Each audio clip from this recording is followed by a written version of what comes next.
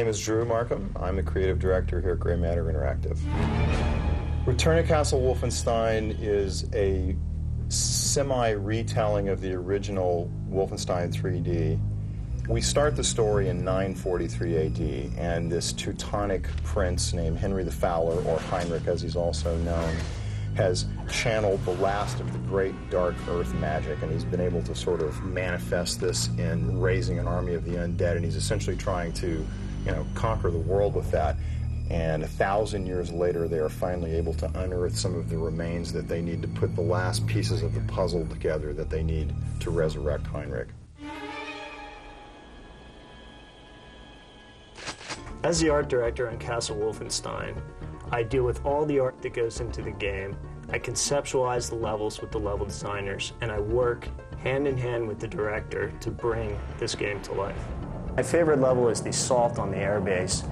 There's a lot of different things going on in that level, and also visually, it's a very exciting level. We looked at old Luftwaffe jet aircraft, and we basically just made it more interesting and more exciting. Depending on the environments, we pay attention to what is going on in those environments, and we make the characters look like they fit into them. My name is Corky Limkule, and I'm character designer.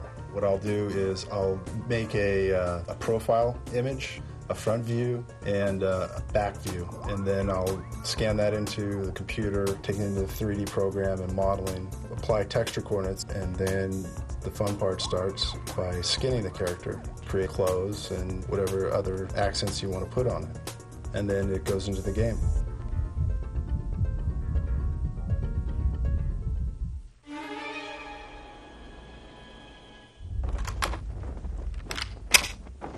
My favorite character in the game is definitely B.J. Blazkowicz. Of course, he's the hero.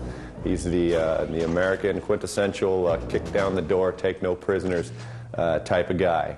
Since this is a first-person shooter and B.J. is going to have a lot of work in front of him, we've decided to supply him with lots and lots of tools of the trade, lots of weapons. We do have all the standard World War II era weapons in the game, but the Nazis, being as they were, the ingenious little inventors that they were, sometimes good, sometimes extremely horrific, we've come up with a few weapons of our own that we feel that they may have had in their arsenal.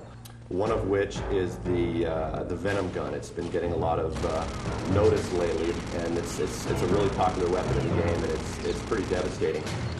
As well as the flamethrower. It's an amazing weapon used in close quarters combat to clear rooms, bunkers, manholes, and such. As well as the Tesla gun. And basically what it does is it shoots arcs of electricity out with varying degrees of damage depending on how many enemies are in the room.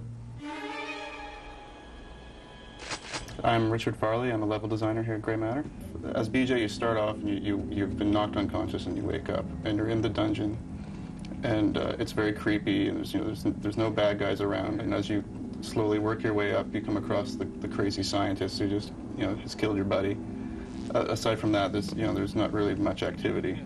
And then as you slowly work your way up through the layers of the castle, and there's more bad guys, until you come out through this one tower door, and again you see the mountains and the trees and the snow, and it's just like this big opening of space, and guys walking across the tops of towers, and snipers that spot you when you come out, that kind of thing. Working in the editor is something you have to get used to, whereas you have this program that represents 3D space, but it's all in a two-dimensional display, so you have to sort of get a hang of that.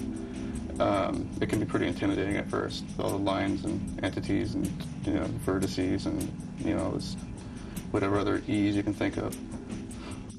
Return to Castle Wolfenstein really has kind of like World War II meets the X-Files, and one of the big challenges in that is that we start off with this very realistic World War II setting, and we have to move you into the occult and the paranormal.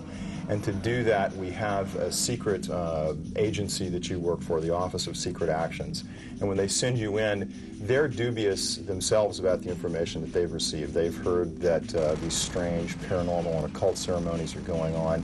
They don't put much credence in them, but they do send you in to check them out because the sources, they say, are reliable enough. And of course, as the player, when you do go in, you find out that not only are they real, they're more than real. It was over the top, more than they even imagined.